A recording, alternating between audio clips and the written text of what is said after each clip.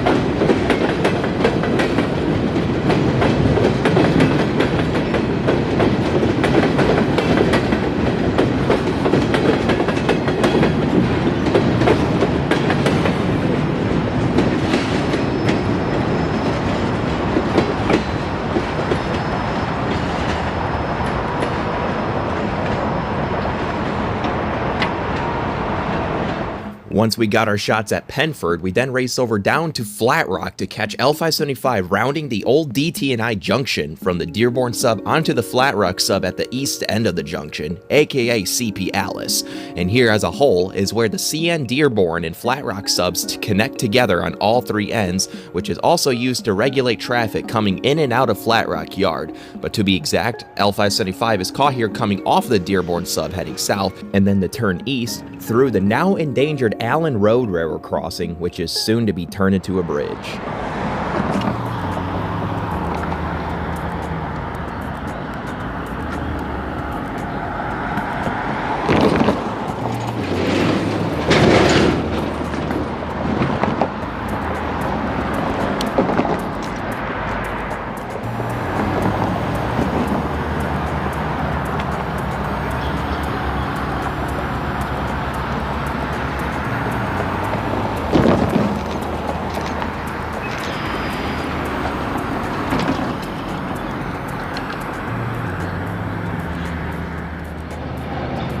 Let's see, who is it? It's not JJ. No. He's definitely not Paul.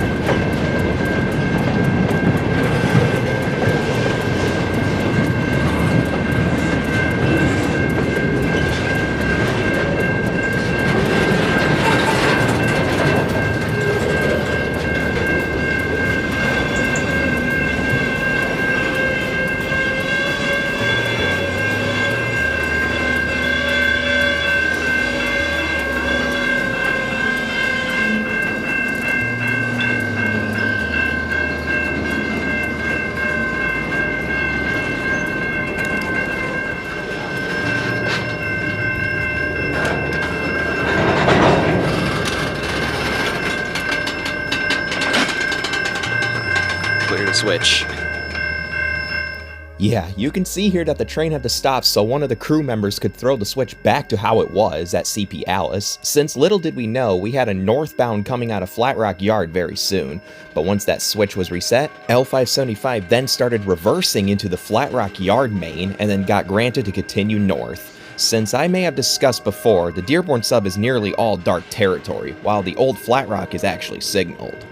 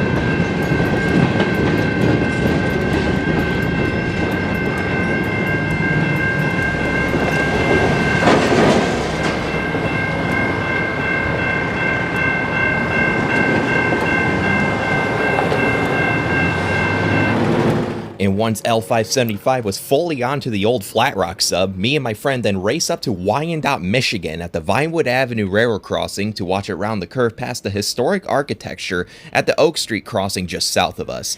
And while 575 was passing us, we then get met with E251 racing north on the Cian Shoreline sub parallel to this train, 500 feet west from where we were standing.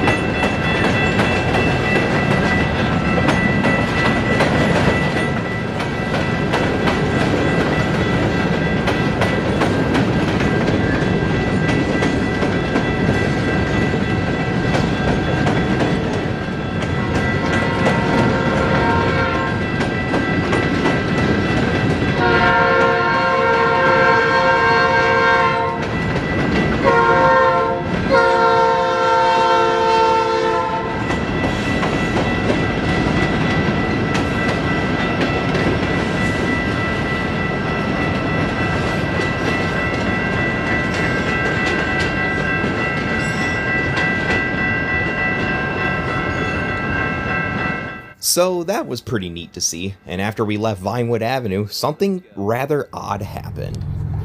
Okay, so it's a little hard to see, but as you can see, L575 has stopped in Ford Avenue. Huh. I wonder what that means. To this day, I'm still unsure why L575 had to stop just north of where we were just at. Perhaps they were having signal issues at MA2? Oh well. The last spot we decided to chase it at was this cool historic crossing from the DT&I era, located at High Street in Ecorse, Michigan, where at this point is where the old Flat Rock sub is no longer parallel to the shoreline in CSAO Detroit Mains. So with that said, let's check out its finishing run before it hits Zug Island.